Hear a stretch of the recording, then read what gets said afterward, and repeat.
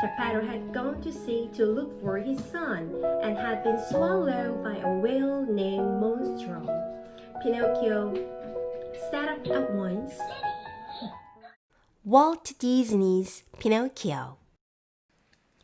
Once upon a time, a kind woodcarver named Geppetto made a merry-faced little puppet named Pinocchio. One night, before Geppetto went to bed, he said, "I wish Pinocchio were a real boy." Then he fell fast asleep.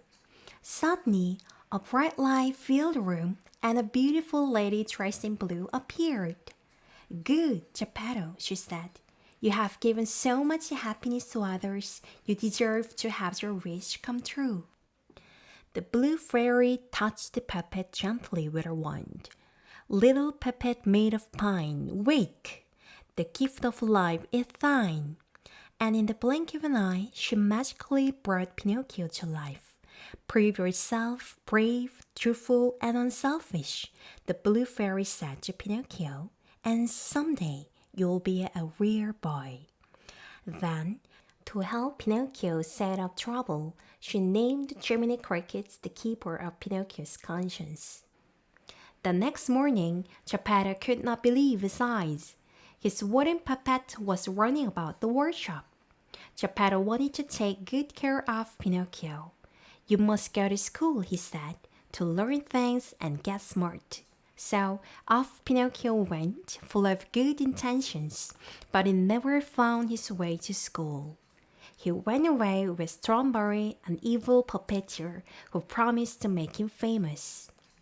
That night, Pinocchio was a huge hit in Strawberry's puppet show. A puppet without strings. It was a miracle. After the show, Pinocchio said goodbye to Strawberry, but the puppeteer locked Pinocchio in a cage so he couldn't escape. Jiminy Cricket finally caught up with Pinocchio backstage. He was shocked to find Pinocchio locked up. "It'll take a miracle to get us out of here," Jiminy cried.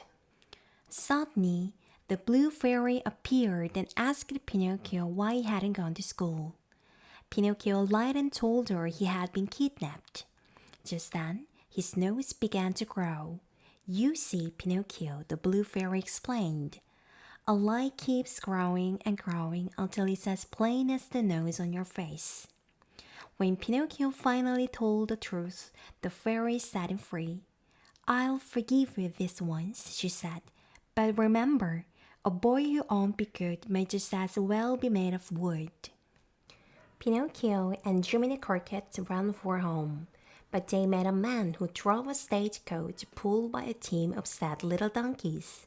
"Come with us to Pleasure Island," the coachman said to Pinocchio.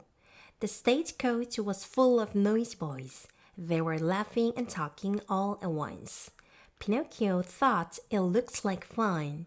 "Oh, Pinocchio!" cried Jiminy Cricket as Pinocchio climbed aboard ready for adventure.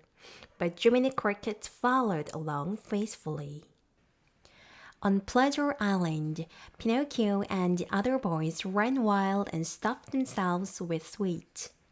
But Pinocchio's fun did not last long. He soon began to grow donkey ears and a tail, for that's what happened to lazy boys on Pleasure Island. Jiminy Cricket gasped when he saw Pinocchio. They had to get away, but when they tried to escape, they ran into the coachman.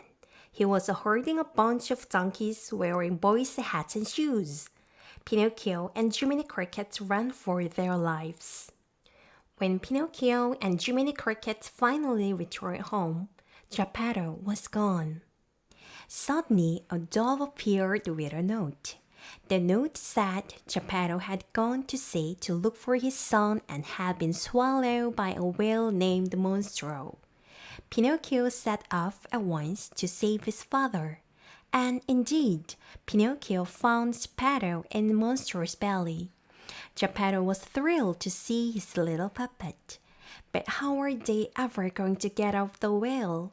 Pinocchio had an idea. Together, they built a fire and used the smoke to make Monstro sneeze. Geppetto and Pinocchio sailed out of the well and into the sea. Fighting the waves, Pinocchio helped get his father safely to shore. When Geppetto finally awoke, he saw Pinocchio lying beside him, cold and pale. Geppetto scooped his son up into his arms and carried him home. The woodcarver laid Pinocchio on his bed and knelt by his side. "Little Pinocchio, you risked your life to save me," Geppetto said, sobbing. Suddenly, the blue fairy appeared. Waving her magic wand, she said, "Now you have proven yourself brave, truthful, and unselfish. Today you will become a rare boy. Awake, Pinocchio, awake!" Jiminy Cricket watched as his friends came to life. Their troubles were over and Jiminy's job was done. At last, Geppetto's wish had come true.